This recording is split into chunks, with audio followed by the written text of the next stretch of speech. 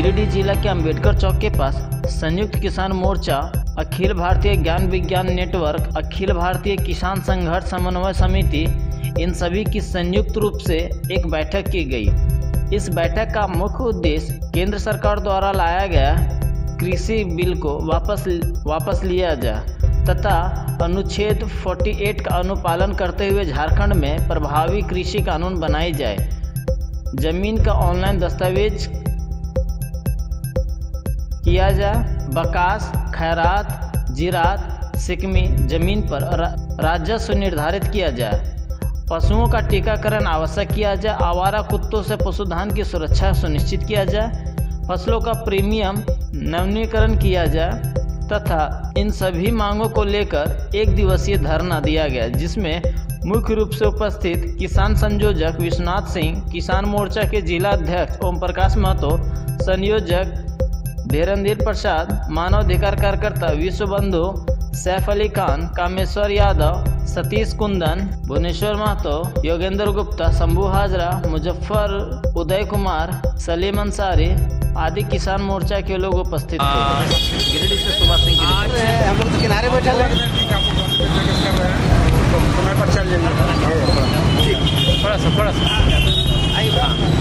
हैं। थोड़ा जोर से बोलिएगा।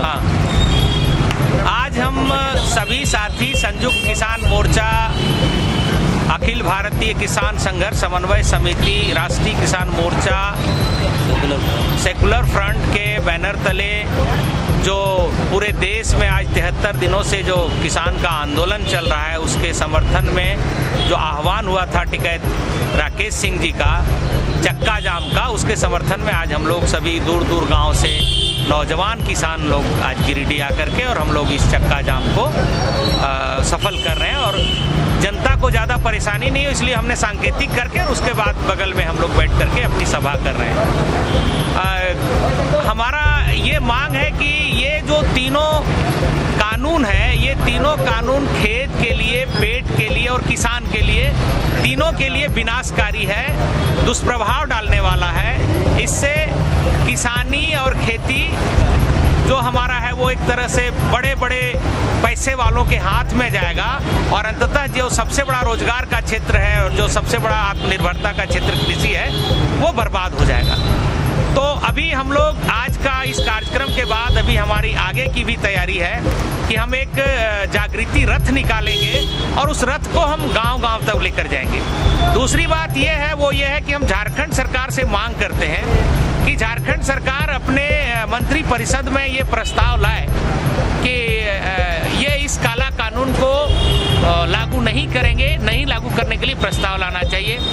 तीसरा है कि संविधान का जो अनुच्छेद 48 है, उस अनुच्छेद का अनुपालन करते हुए झारखंड सरकार एक प्रभावी कृषि कानून बनाए और उसको लागू करे और उस कानून में इस बात का जिक्र हो कि ताकि यहाँ का जो जल है, जंगल है, जमीन है, यहाँ की जो जैव विविधता है, वो कैसे सुरक्षित रह सके।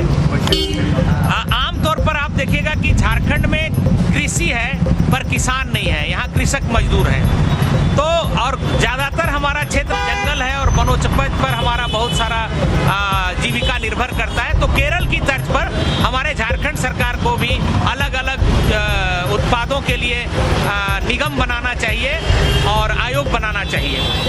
हम चाहते हैं कि जो जमीन का समस्या है झारखंड में, अभी आप देखिएगा जिरात, बकास, खैरात, सिकमी, इस टाइप का जो जमीन है, उस जमीन का रसीद नहीं कटता है। उसमें एक चीज और जो जुड़ गया है कि जो ऑनलाइन के नाम पर अभी आप देखिएगा कि सरकार ने कहा कि हम सारे खाद्यान्न को ऑनलाइन कर दिए, लेकिन जैसा कि पिछले दिनों भी अखबार में निकला, मात्र 5% खाद्यान्न अभी ऑनलाइन हुआ है और उसके बाद जो भी ऑनलाइन हुआ उसका सही तरीके से ऑनलाइन हुआ है नहीं हुआ है, आज भी रसीद नहीं कटता है और इसका राजस्व का नुकसान सरकार को हो रहा है। तो हम चाहते हैं कि सरकार एक बार फिर से खाद्यान्न को सही ढंग से ऑनलाइन करने के लिए एक सबसे पहले देश झारखंड में कानून लाए और उसके आधार पर उसका वो करें।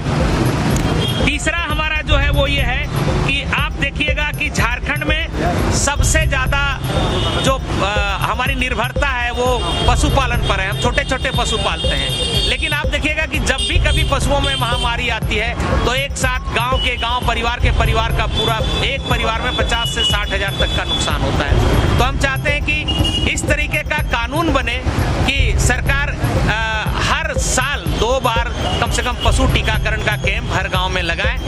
तीसरा जो बात है वो ये है कि हमारा जो यहाँ का पर्यावरण है, जो यहाँ की हमारी मिट्टी है, उसके अनुकूल जो हमारे बीज हैं, जिसमें जो उसका मौलिकता था, उसमें जो क्षमता थी शरीर को कैलोरी देने की और शरीर को ताकत देने वाली, वो बीज हमारे यहाँ से गायब हो रहे हैं। तो सरकार ये व्यवस्था करे कि उन बीजों को पुनर्स्थापित करने के लिए वो यहाँ पर पंचायत स्तर पर फिर से केंद्रों की स्थापना करे। कृषि कार्य हेतु डीजल और बिजली सस्ते दर पर मुहैया कराए और 12 महीने खेतों में कैसे पानी जाए, इसके लिए भी हमारा झारखंड सरकार से मांग है। केंद्र सरकार से हमारी मांग है कि खेत से लेकर पेट तक और किसानों को और ग्रामीण अर्थव्यवस्था को चौपट करने वाला ये तीनों कृषि कानून आया है, इसको रद्द करें और फिर से नया कृषि कानून बनाए।